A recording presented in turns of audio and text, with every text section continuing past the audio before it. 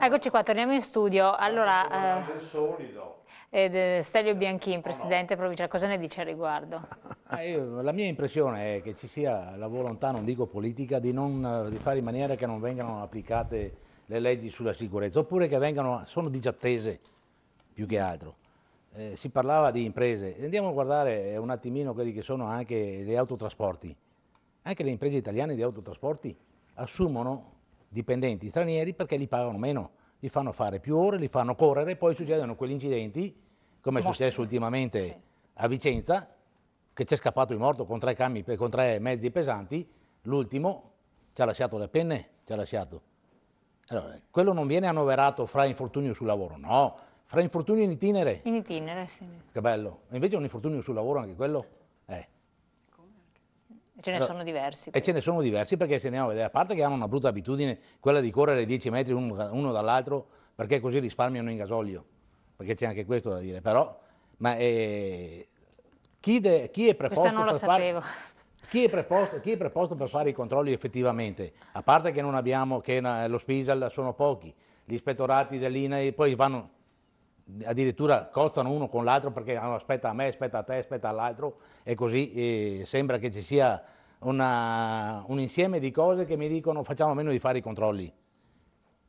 E i controlli sono fatti a campione, perché sono fatti a campione, oppure succede, come si sentiva oggi pomeriggio sui telegiornali, qui ad Albignasego, che ci sono degli imprenditori agricoli che assumono con il caporalato 6, 7, 8 persone, li pagano a 4 euro l'ora e quando si fanno male devono denunciare che si sono fatti male a casa, piantando un chiodo a casa magari, i controlli dove sono? Ci hanno messo 2 anni ci hanno messo per fare i controlli e vedere che esisteva il caporalato anche ad Albignasego.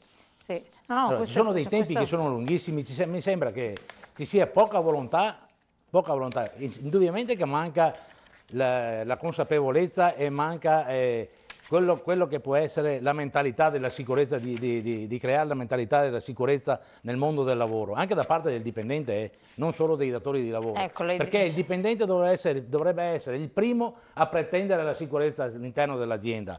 Dopo hanno paura, perché specialmente nelle piccole aziende hanno paura di essere anche licenziati, perciò ce n'è un marasma di cose da andare a vedere e rivedere. Ecco, tornando al discorso di prima, chiedo magari della regia se ci rimettono il grafico che è stato elaborato dove ci sono appunto casi di morte in Italia per paese di origine degli infortunati stranieri, se ne parlava anche prima fuori onda, quindi vedere la provenienza, ed era un grafico dove si evidenziava che per esempio Romania, Marocco, Jugoslavia hanno dei numeri veramente altissimi. Devo fare un'osservazione al riguardo? Sì, che alle volte il lavoratore straniero possa essere più soggetto al ricatto occupazionale non deve essere visto solo come un problema del lavoratore straniero, perché la sua presenza e la sua disponibilità eventualmente ad accettare condizioni di lavoro come quelle che lei diceva, no? Dovrebbe essere il primo a richiedere, ma il lavoratore straniero che non richiede proprio perché in questo modo cerca di avere, diciamo, una maggior possibilità di accedere al mercato del lavoro, diventa poi strumento di ricatto verso il personale italiano. Per cui tanto ne trovo quanti ne voglio. Esatto, allora da questo punto di vista i controlli non possono essere fatti a campione, ci deve essere uno strumento di garanzia, ma noi non possiamo accettare, ribadisco, che non siano date garanzie sulle condizioni dei lavoratori da parte delle aziende che producono all'estero. Noi abbiamo, attraverso la cosiddetta nuova via della seta, soprattutto in alcuni settori, dal metalmeccanico, produzione delle ceramiche, anche settori che in Italia vengono considerati usuranti, un'invasione di merci ma programmata dalla Cina e in generale dai paesi emergenti che di fatto spostano, sfrattano centinaia di migliaia di posti di lavoro di aziende italiane, o meglio, che producono in Italia, e per non perdere questi posti di lavoro noi ci troviamo a essere autosfruttati in termini di costo del lavoro, ma anche di costo delle lavorazioni e spese e investimenti in sicurezza. Ecco, a bomba, sindacato, voi questo che cosa ne pensate? Cioè, condiziona anche? Ma Ci sono dei fattori... da questo punto di vista bisogna rilanciare le relazioni industriali che noi abbiamo in atto in questo Perché voi avete paese. anche invocato un incontro tra industriali e regione, no? Abbiamo chiesto proprio su questa base, non più tardi di 15 giorni fa, insomma, una richiesta di incontro specifica al governatore Luca Zaia e contestualmente al presidente industriale del Veneto Matteo Zoppas. Perché?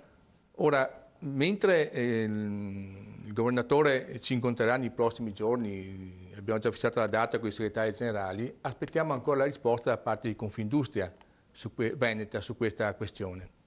E abbiamo chiesto l'incontro soprattutto per esaminare con loro non solo e oltre le cause di questi incidenti, di questi infortuni, ma ovviamente come superare questo aspetto del problema, e cioè ecco, la maggior formazione che va necessariamente fatta e cosa mette in campo Regione e Confindustria su questo ambito. Noi siamo perché le buone prassi, così come vengono definite, le abbiamo in questa Regione.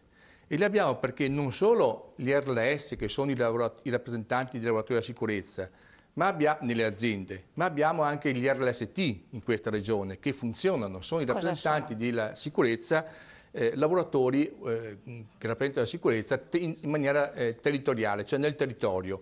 E cioè con soprattutto le piccole imprese e l'artigianato, noi abbiamo gli organismi paritetici che funzionano.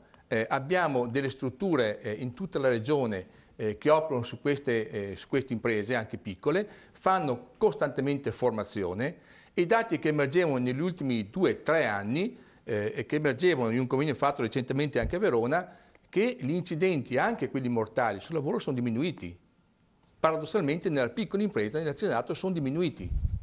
Allora, questo significa che, come dire, le buone prassi, le relazioni sindacali o le relazioni industriali che noi stiamo attivando portano dei benefici. Ecco, vorremmo che questa possibilità di avere delle buone relazioni fosse anche con Confindustria, cioè dove le aziende sono più strutturate, dove abbiamo i nostri rappresentanti della sicurezza che spesso e volentieri non sono in condizione nemmeno di analizzare il DVR, che è il documento di valutazione dei rischi. Per assurdo, Turuda. Questa è l'inverosimile. Vorrei essere un po' una voce stonata fuori dal gruppo. Io credo che la situazione sia molto più grave. Io sono ormai stanco di sentire questo ritornello se sono aumentati o diminuiti. È un esercizio che non mi interessa. Da ormai più di 20 anni il costo della sicurezza del lavoro per il PIL del Paese è superiore a 3 punti del PIL. Stiamo parlando di 50 miliardi. Non interessa il numero degli infortuni, interessa questo sull'economia. Poi cioè lei dice facciamo anche... un conteggio del tubo, dico io, se è possibile usare questo termine in televisione. Perché chi muore di mesotelioma entra nei numeri o no? Non entra. Sapete quanti morti di mesotelioma ci sono stati nel Veneto negli ultimi 20 anni? Più di 2000 persone. 2005 quasi.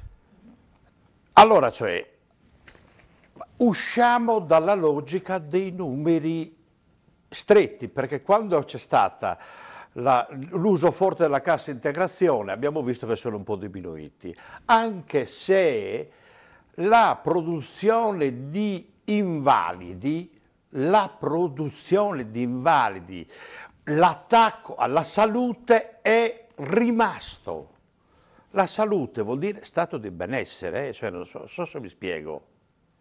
Cioè lei dice quindi le malattie professionali invalidanti non No, malattie entrano professionali e di infortuni. Voi dite anche l'infortunio in itinere o alla guida di è dovuto al fatto di come si è organizzata la globalizzazione. Perché se io faccio delle autostrade un magazzino, no? È chiaro, è chiarissimo che succedono gli incidenti, o no? ci mancherebbe altro. E se poi devo dare le consegne e sono di Amazon e dopo un po', dopo un giorno devo far arrivare quel prodotto, perché questo è dietro questo c'è un'organizzazione che col tubo il lavoratore cosciente Giuseppe Tulunda riesce a opporsi. Cioè, ce ne volevamo rendere conto o no? Che è proprio nella formula organizzativa, ci rendiamo conto di cosa hanno fatto le elezioni degli Stati Uniti d'America, Zuckerberg e compagni, o no? Certe forme di organizzazione sono quelle. Quello che succede è che comunque a livello di PIL noi continuiamo a buttare dalla finestra quasi 50 miliardi l'anno e che incidere notevolmente su questo non è una roba di poco conto. Io condivido una cosa con Endrizzi. Io siccome sono... Signor Tulunda ha chiesto in che senso buttiamo dalla finestra? Perché se noi spendiamo in sanità, a parte il fatto che dietro di questo c'è la sofferenza dei lavoratori, lei dice come costi... Che non è una fesseria, no? La mancata sicurezza. La mancata sicurezza, certo. La mancata sicurezza, sì, certo. Quello è il costo vero, stimato da valenti economisti, cioè le conseguenze del non aver attuato compreso l'attuale ministro dell'economia italiano. Sono stime di Padoan, non mie. Io sono un misero tipografo che ogni tanto legge qualcosa, perché è costretto facendo il tipografo, insomma. Allora, cioè, qui la situazione è molto più grave. Io, 20 anni fa, ero segretario regionale della CGIL del Veneto. Guardate che la regione non ha fatto un tubo da Galan in su, compreso Zaia, non ha fatto un tubo. Gli Spisal sono al soffocamento. Ecco, ma io le chiedo, incompetenza, scusi, gli uffici per l'impiego, il controllo del mercato del lavoro sono al soffocamento, non per colpa dei dipendenti, Cioè, non sto dicendo questo o dell'assenteismo, questa cosa che va di moda, ma siamo di fronte al fatto che non c'è una programmazione. Allora si fanno, è l'ospedale di Schiavonia, è l'ospedale 500.000 qui a Padova, quell'altro che cos'è quello che hanno fatto dell'Angelo, dove... Ecco, io lo interrompo per un attimo, perché ha capito? Cioè, sì, no, ma ho proprio finito. Dico, se mi costa tanto, e al Veneto costa tanto, i conti non si fanno solo sull'81, Li dobbiamo fare anche, come si chiama, Palazzo Ferrofini, no?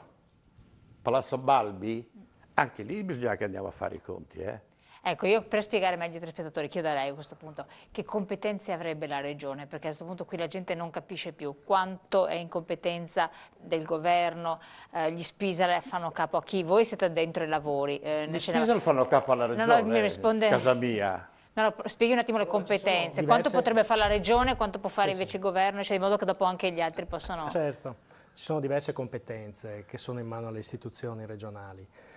Se prendiamo...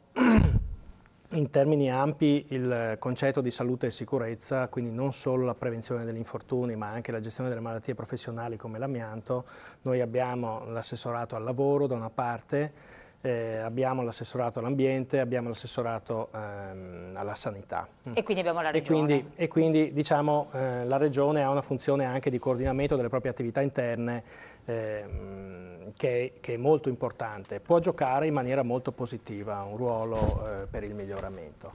Dall'altra parte io condivido quanto veniva detto prima, la legislazione non è in questo momento un punto debole, cioè il punto debole è l'applicazione della legislazione. Il decreto 81, come è stato fatto e anche con la partecipazione ai tavoli tecnici delle organizzazioni sindacali, ci consegna una delle legislazioni più avanzate dal punto di vista europeo, perché dentro c'è tutto il tema della prevenzione, c'è tutto il sistema dell'organizzazione aziendale, perché il concetto della legge è che è l'organizzazione aziendale che deve essere strutturate in maniera tale da evitare rischi alla salute delle persone.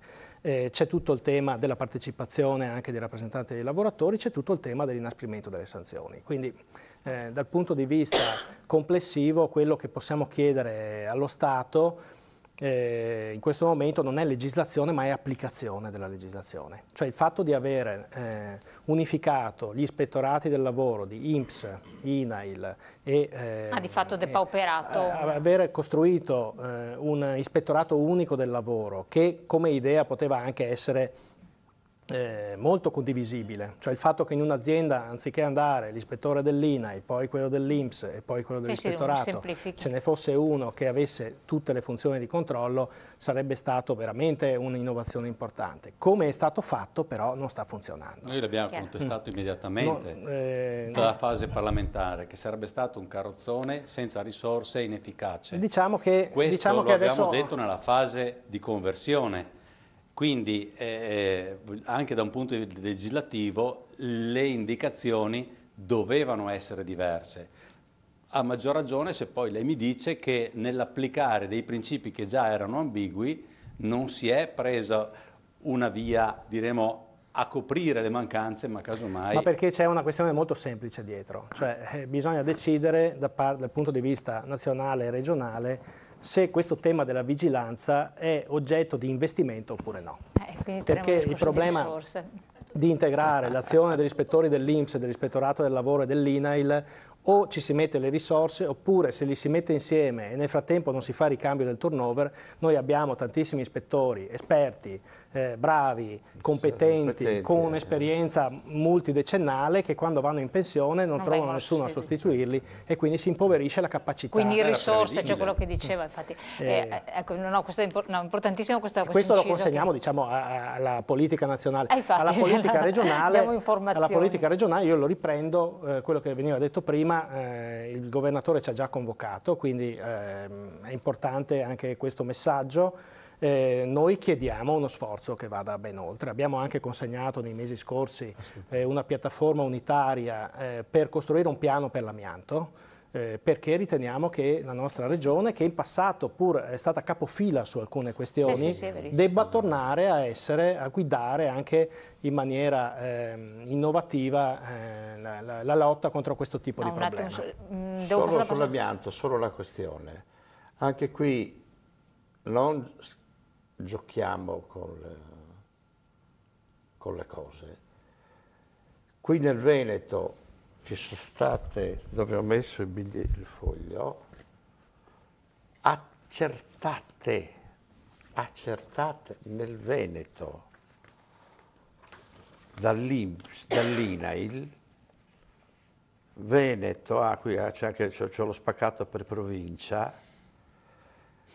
circa 13.000 domande sono state riconosciute 13.000 domande di esposizione all'amianto, riconosciute, certo, perché vuol dire che la richiesta dei lavoratori è stata 3 volte tanto.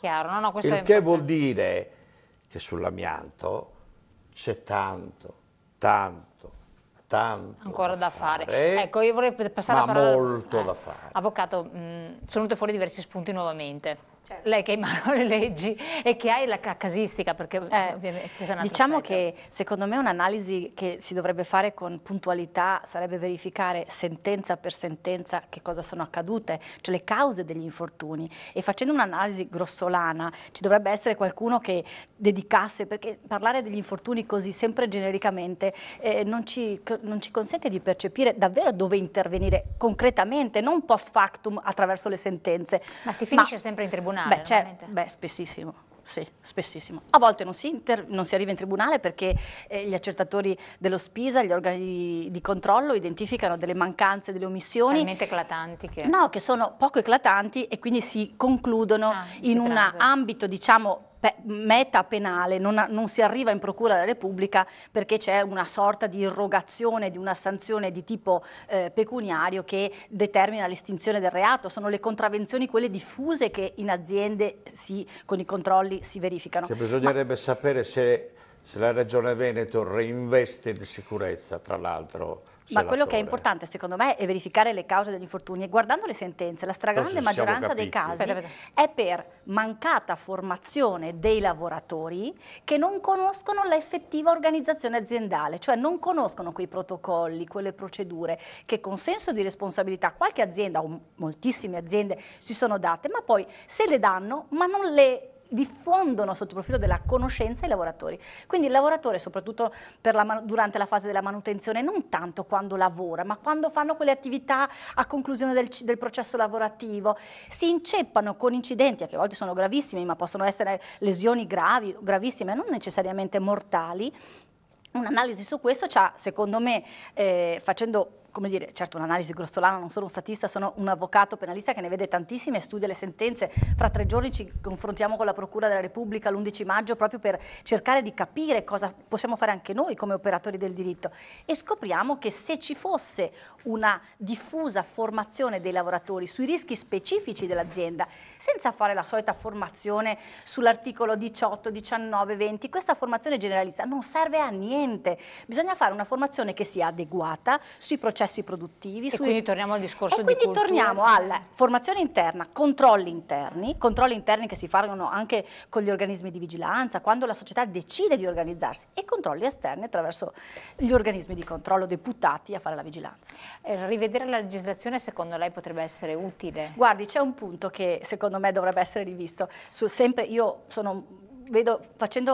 andando nelle aziende noto che spessissimo i lavoratori non conoscono proprio, non sanno di sicurezza, e noto che quando si dice che in agricoltura, sentivo prima, ci sono dei picchi di infortuni, fatalmente le imprese, articolo 21 del decreto legislativo 81, riconosce non l'obbligatorietà ma la facoltà e quindi non l'obbligo di formarsi a chi? Imprese familiari, coltivatori diretti, piccole imprese. Questi non hanno l'obbligo di formarsi e figuriamoci se di fronte a una difficoltà di sbarcare il lunario a fine mese, questi soggetti che non hanno l'obbligo si formano per la sicurezza e fatalmente si ribaltano, non sostituiscono i mezzi. Poi è chiaro che io mi devo fermare qui, faccio una fotografia delle sentenze che ho letto e le sentenze per la stragrande maggioranza dicono che i lavoratori non sono sufficientemente formati. Questo è gravissimo. E poi dobbiamo ricordarci che la giurisprudenza ha fatto una rivoluzione copernicana.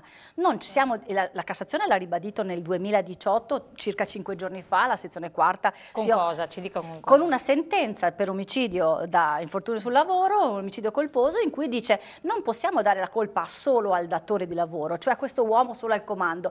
L'uomo si deve organizzare come con tanti uomini e con tanti strumenti. Tra questi uomini ci sono anche gli stessi lavoratori che devono badare alla propria sicurezza conformemente alla formazione ricevuta, dice l'articolo 20. Quindi c'è una corresponsabilità. Certo, quindi il lavoratore deve essere formato affinché, cosciente di ciò che fa, si prende cura in primis della propria salute e poi della salute di tutti i soggetti sui quali ricadono le conseguenze delle proprie azioni o omissioni. Quindi il modello è diventato collaborativo, dice la Cassazione. Cioè ciascuno deve adempiere a obblighi specifici che con controlli incrociati elevano gli standard di sicurezza. Se tutti lo facessero, ci sono imprese molto illuminate che senza avere obblighi di organizzazione si dotano di un'organizzazione seria. Io a volte sono, rarissimamente lo faccio davvero di rado, componente di qualche organismo di vigilanza e vedo che se l'azienda è illuminata, tu gli dici guarda che hai questa falla organizzativa, devi investire lì. L'azienda, se vuole, lo fa. Chiarissimo. Sì, primo Presidente. Una domanda così, quante sono? Perché risulta una buona parte li fanno sulla carta. Questo rientra nella cultura della questo sicurezza. rientra nella cultura. Cioè Perfetto. se io voglio vendere carta e voglio fittiziamente organizzarmi, la sentenza ThyssenKrupp guardate, è veramente un libro da studiare tutto e dice sono state fatte delle scelte esiziali economicamente seducenti. E hanno, così dice la Cassazione, e hanno organizzato di facciata la società, prendendo poi delle decisioni che sono diametralmente opposte all'effettiva sicurezza dei lavoratori. Questo ci deve aiutare e orientare anche praticamente quando stiamo in azienda, noi avvocati quando facciamo la consulenza, ma soprattutto chi governa le imprese, i lavoratori, chi ha in mano la progettualità e soprattutto l'economia di uno Stato dove poter dare le risorse da una parte e dall'altra. E qui torniamo al posso- discorso di Beh, sì. volevo dire Allora, anche una... no, un attimo, prima, mi pare che c'era Ho prima... dato un po' di spunti apposta. No, ma Esatto. molto Allora, velocemente, senatore, su chi segretario, debba segretario. ricadere l'onere dell'acquisto dei presidi di sicurezza, dall'estintore al rinnovo del parco macchine in certo. agricoltura, con i dispositivi che proteggono dallo schiacciamento, dall'essere attirati dall'interno di organi meccanici, eccetera. Nell'ultimo caso che ha Quello l'altro colpito, giorno, quello della sì, Fresa, insomma, ecco. Questo chiaramente deve essere l'azienda con un supporto anche di natura fiscale da parte dello Stato che incentiva questo tipo di strumenti che portano poi allo Stato un risparmio in termini di spesa Quello che diceva, sanitaria, risparmio. cinicamente. Poi eticamente dovrebbe essere, come posso dire, Scusi senatore, dovrebbe essere solo la una sofferenza al di sopra, anche perché la nostra Costituzione in termini di principi tutela il lavoro, tutela la famiglia, tutela i minori che rimangono orfani, e queste sono cose sulle quali non occorre nemmeno discutere, non dovrebbe servire discutere. E gli altri aspetti, cioè la formazione, la consulenza all'organizzazione dei sistemi di sicurezza interni alle aziende, siamo sicuri che devono ricadere su queste e non essere in qualche maniera gestite a monte come investimento dalla pubblica amministrazione? Perché in una situazione in cui c'è una crisi economica, stagnazione dei consumi, credit crunch che strangola le imprese che non possono fare investimenti, pensare che un'azienda non sia costretta. Ci sono imprenditori che non si danno lo stipendio per poter pagare i contributi ai lavoratori. Ci sono imprenditori che si trovano a dover scegliere: o faccio l'adeguamento dell'impianto oppure chiudo baracca e licenzio le persone. Ecco, questo non può essere un ricatto che ricade sulle imprese. Dopodiché in questo responsabilità ha lo Stato, il governo, il Parlamento, ha la Regione. I programmi di formazione non possono, dal mio punto di vista, essere unicamente intraaziendali. Devono essere anche dal sistema scolastico a tappeto portati avanti. Noi abbiamo bisogno sempre meno di manodopera scarsamente qualificata, ma manodopera altamente qualificata che aziona macchine, aziona robot, aziona macchine operatrici complesse, e dunque noi abbiamo bisogno anche di ragazzi che fin da scuola ricevono le indicazioni. Per questo io dicevo all'inizio della trasmissione, serve ripensare veramente il mercato del lavoro e anche l'economia italiana, quali sono i settori in cui vogliamo puntare, e dalla formazione al credito, alla sburocratizzazione, agli interventi di natura autorizzativa, rivedere completamente l'impianto. Volevo dirle solo questo. Lei tocca spesso il problema del mercato del lavoro. Tanto per sollevare qualche problemino, se no sembriamo che siamo... No, io le devo interrompere perché c'è la pubblicità. Allora lei, prima il segretario, poi lei fa l'osservazione e poi c'è Stelio Bianchin che deve dire qualche cosa. Abbiamo la pubblicità prima, quindi pubblicità pochi secondi, poi ritorniamo.